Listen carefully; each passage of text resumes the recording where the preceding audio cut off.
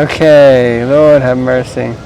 As I've mentioned before, sometimes if you only knew the stresses and struggles of doing a reading, just the two of us in Tompkins Square Park. Oh, sorry, I didn't mean to say that. If you can guess where we are, you can put it down below. You can guess what this is behind us. We're hoping no rats fall out today. Yeah. Looks like she's got something to say, but she hasn't found her words. Oh, I found my words, all right.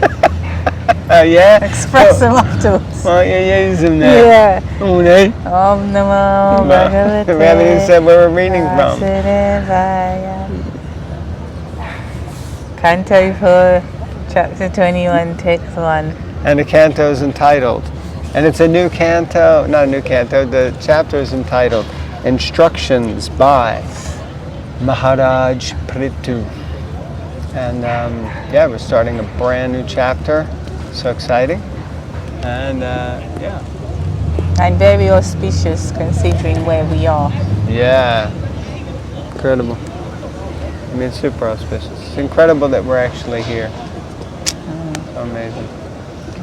Om Namo Bhagavate Vasudevaya. Om Namo Bhagavate Vasudevaya. Om Namo Bhagavate Vasudevaya.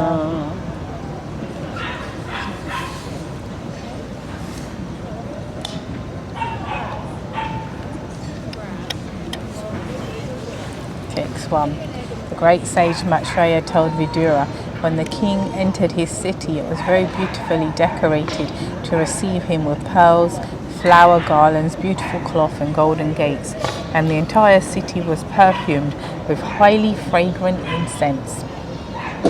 Purport. Real opulence is supplied by natural gifts such as gold, silver, pearls, valuable stones, fresh flowers, trees and silken cloth. Thus, the Vedic civilization recommends opulence and decoration with these natural gifts of the Supreme Personality of Godhead. Such opulence immediately changes the condition of the mind and the entire atmosphere becomes spiritualized. King Prithu's kingdom was decorated with such highly opulent decorations.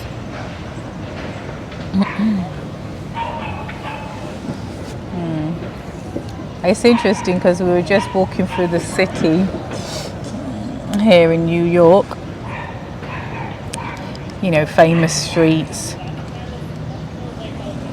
Fifth Avenue, Broadway, Times Square, and other places.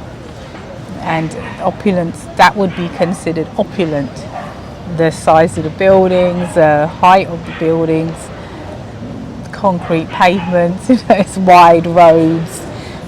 But here it's been explained that a city that is decorated with pearls, I mean, you know, we can't even keep the pavements like smooth. Free from dog stool. Well, just smooth. I mean, that's natural. It's natural, dog stool. Yeah, but we can't even keep it smooth. You know, people when they like crack up all this. Here they got pearls, you know, flower garlands, cloth, golden gates. The entire city was perfumed. You know, here the perfume is, yeah, dog poo and marijuana, humans and marijuana. So, you know, but it's interesting because your average person, politician, leader, and just average citizen would think, no, don't you realise where we are, you know, and don't you realise how great this place is? And that goes for any city in one sense as well, some more than others, but just it's interesting that, yeah, if they had pearls here, I reckon that it won't be long before someone stole them. 0.2 seconds. You know, golden garlands, gates. I don't know, garlands less will get than ripped off. 0.2 seconds. Yeah. So, you know, it just goes to show, it actually goes to show how well looked after the citizens were, because there isn't a need to do that as well. It's not that it would attract them or make them think, oh my God, it's like this is how we live. This is how well we're looked after in our environment, that it's natural to be like that, you know? Normal. It's normal, right? Text 2. Fragrant water distilled from sandalwood and agaru herb was sprinkled everywhere on the lanes, roads, and small parks throughout the city, and everywhere were decorations of unbroken fruits, flowers, wetted grains, varied minerals, and lamps, all presented as auspicious paraphernalia. Okay, text 3, now that we have musical accompaniment in the background, and it's probably not going to cease anytime soon.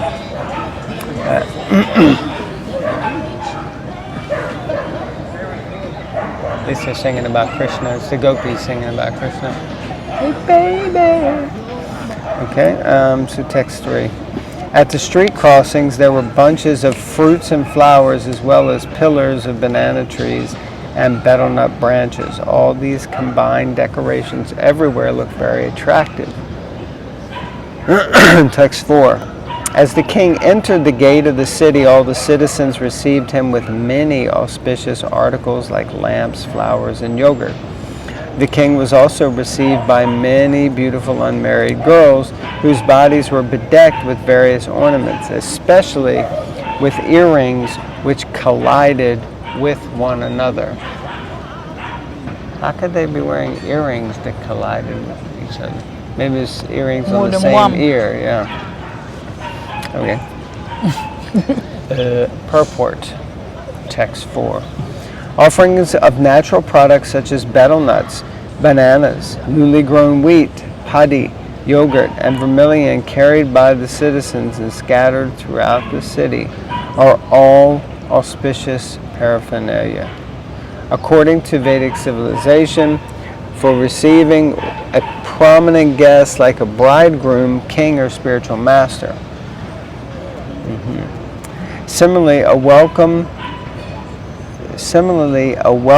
offered by unmarried girls, okay, who are internally and externally clean and are dressed in nice garments and ornaments is also auspicious.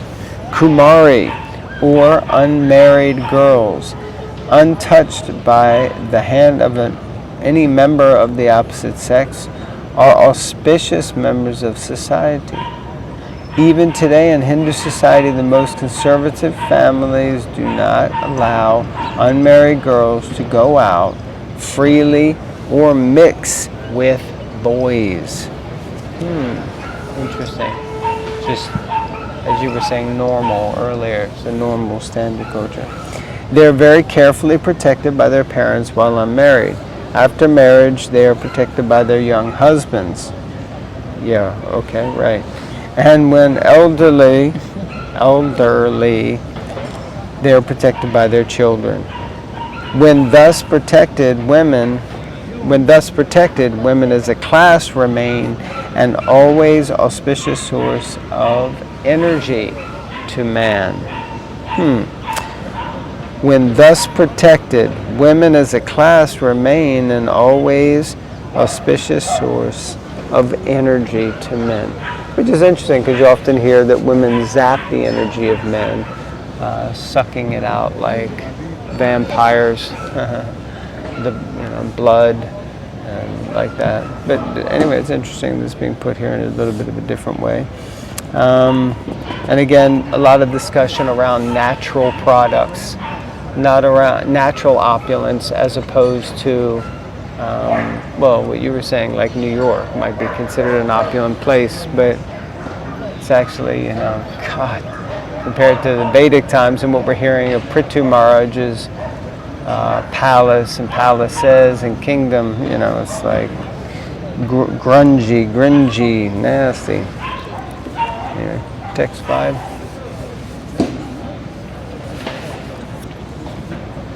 When the king entered the palace, conch shells and kettle drums were sounded. Priests chanted Vedic mantras and professional reciters offered different prayers. But in spite of all this ceremony to welcome him, the king was not the least bit affected.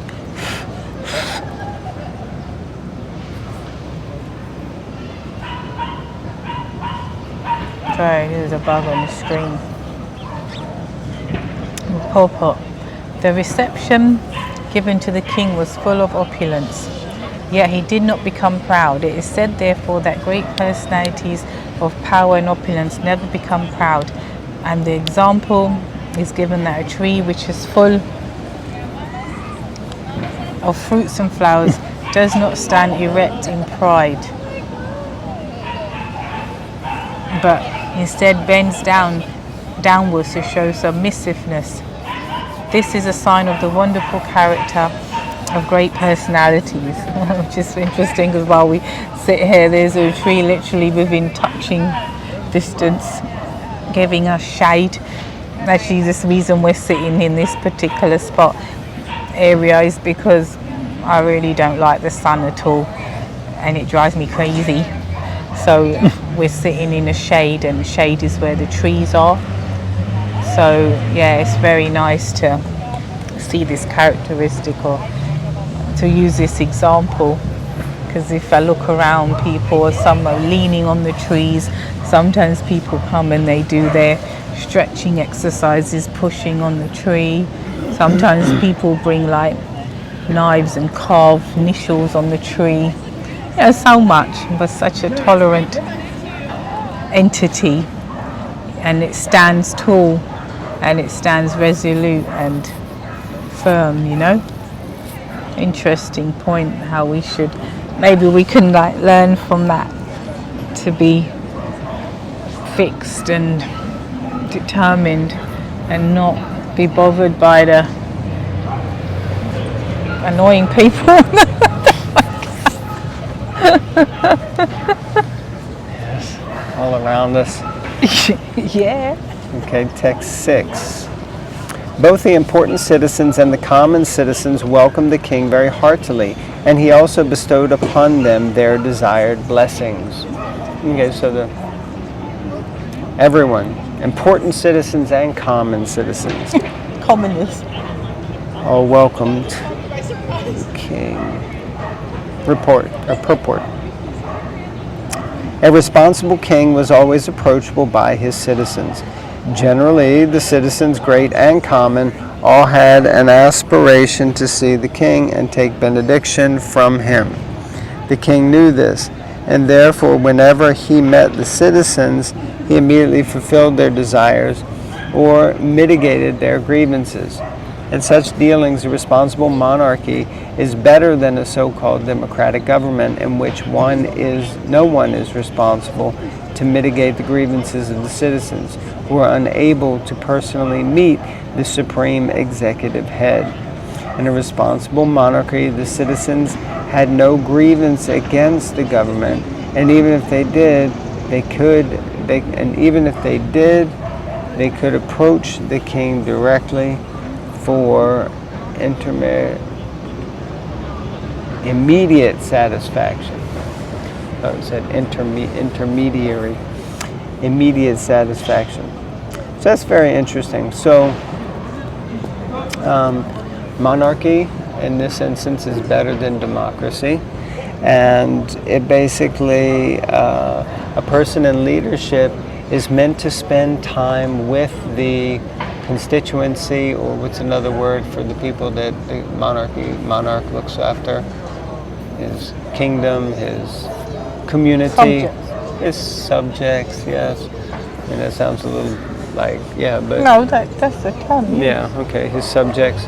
So he's meant to be personal. He's meant to know them, and in this way, in a responsible monarchy, the citizens had no grievances against the government.